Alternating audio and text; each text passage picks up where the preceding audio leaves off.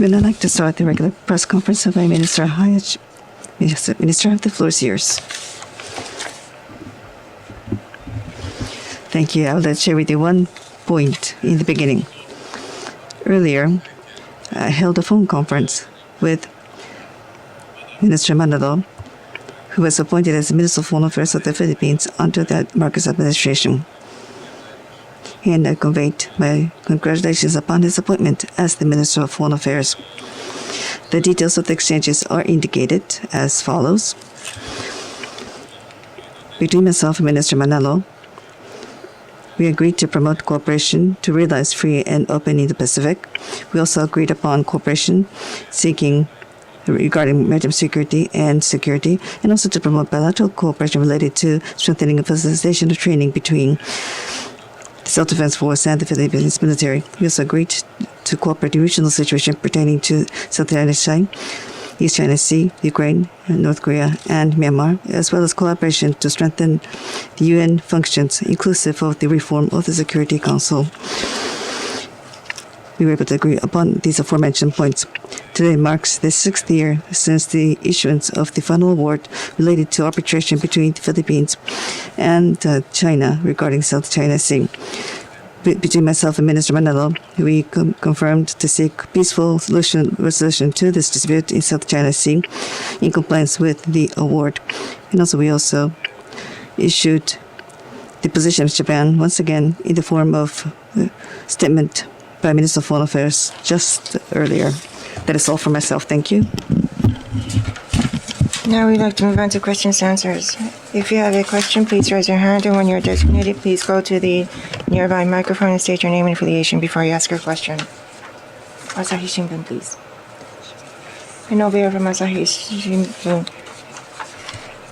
With the passing of former Prime Minister Abe due to shooting, I'm sure there has been a lot of condolences from other countries, so I would like to ask your views on that. With the passing away of former Prime Minister Abe, up until now, from 259 countries, regions, and organizations, there have been more than a total of 1,700 messages of condolence that have been flooding in. With these many condolences message, I once again feel that former Prime Minister Abe has left a huge footprint in terms of diplomacy, and concerning his accomplishments, I would like to express my respect, and I personally would like to have renewed my determination to make the utmost effort and continue to make the utmost effort in dealing with diplomacy. Yomiuri Shimbun, please. Yoda-san from Yomiuri Shimbun. Thank you, Yoda from Yomiuri Shimbun. I would like to ask a related question, if I may. Now, Prime Minister Abe, the legacy that he left behind, can you specifically evaluate what his legacy is? And also, can you talk about how you intend to leverage his legacy in your diplomacy efforts going forward? First of all, during the elections, which is the basis of the democracy was being conducted, the fact that former Prime Minister Abe had lost his life due to unreasonable violence is regrettable. I would like to offer my sincere condolences. I would also like to pay tribute to the leadership of Prime Minister Abe for 8 years and 8 months, which is the longest period under our constitutional history. I would offer once again my condolences. Prime Minister Abe showed excellent leadership and abilities in diplomacy efforts. He also practiced diplomacy that takes a panoramic view of the world and has left behind a tremendous legacy. Inclusive of the building of strong U.S.-Japan alliance, he has actively carried out leaders' diplomacy in a very active manner and has built positive relations with various countries and regions around the world.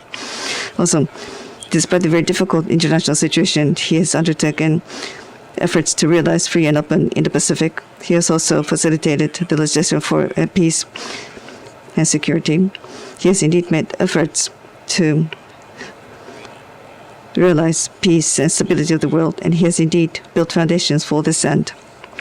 In particular, the free and open Indo-Pacific, which was advocated by former Prime Minister Abe in 2006. This takes a look This is an attempt to ensure international order based on rules in the Indo-Pacific by taking on comprehensive and transparent manner. And also, this is a vision which seeks to develop order. This is a vision that seeks to develop free and open order. And this vision is now receiving support from various countries and regions around the world. While the international order is being challenged, the importance of his vision is ever more stronger these days. So I would like to follow the legacy of Prime Minister Abe, who has created the basis for Japan's diplomacy. Going forward, as the Kishida government, we will realize efforts to realize peace and prosperity in the international community. We will work to further strengthen Japan-U.S. alliance. We will also seek further collaboration with like-minded countries in ASEAN and Europe, and also we'll make efforts for cooperation to realize free and open Indo-Pacific. Thank you. Next question, please. Yoda-san from Yomiuri News Shimbun, please. And this is a related question. Now, Prime Minister Abe has passed away, and there are security issues that have been pointed out. So if you have any views on that, please. Many things have been said in the press as well. I understand that. And it is outside my jurisdiction, so I would like to refrain from commenting. Next question, please. IWJ Ikihara is my name. Thank you very much. Ikihara is my name. Yesterday, Prime Minister Kishida talks about embarkment on new era based on order, and the G7 should lead the way. Some ASEAN countries are taking neutral position, but he also wants to reach out to African countries and ASEAN countries that are taking neutral position. Yeah, more than 40 countries take part in international order. More than 150 countries that are part of the United Nations are not taking part in economic sanctions. And India is buying energy from Russia. And BRICS is on top of BRICS, Saudi Arabia, Argentina, they're having greater collaboration.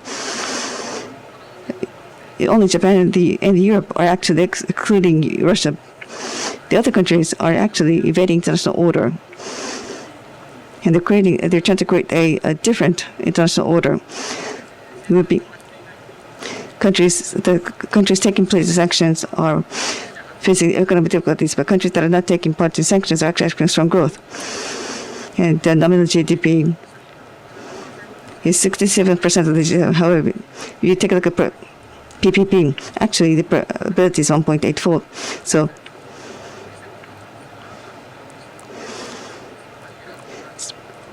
which countries of Asia and Africa will be taking part in this new international order that is being advocated by Prime Minister Kishida? I think as far as Japan is concerned, based on the G7 Leaders Summit, we have taken very strict economic sanctions, so we'll be implementing such economic sanctions in a very strict manner. Now, as for through the sanctions being practiced by various countries, including Japan, we were seeing withdrawal and exit of foreign companies from Russia. And this has had effect on the Russian economy, I believe.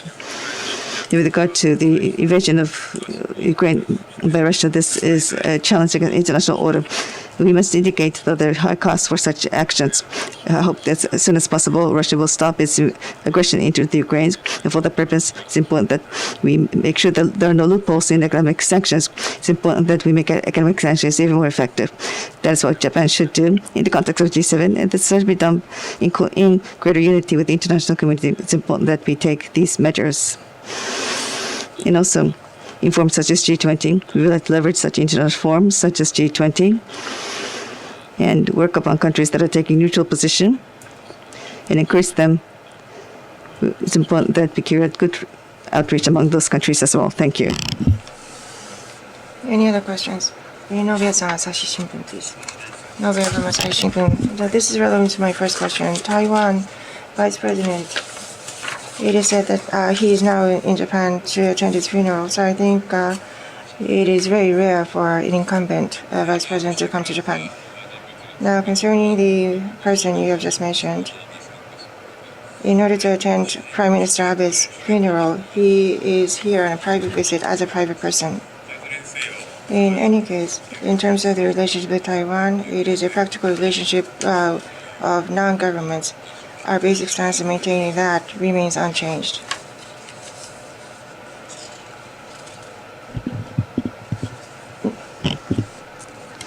Sir, please use the microphone. Please use the microphone, sir.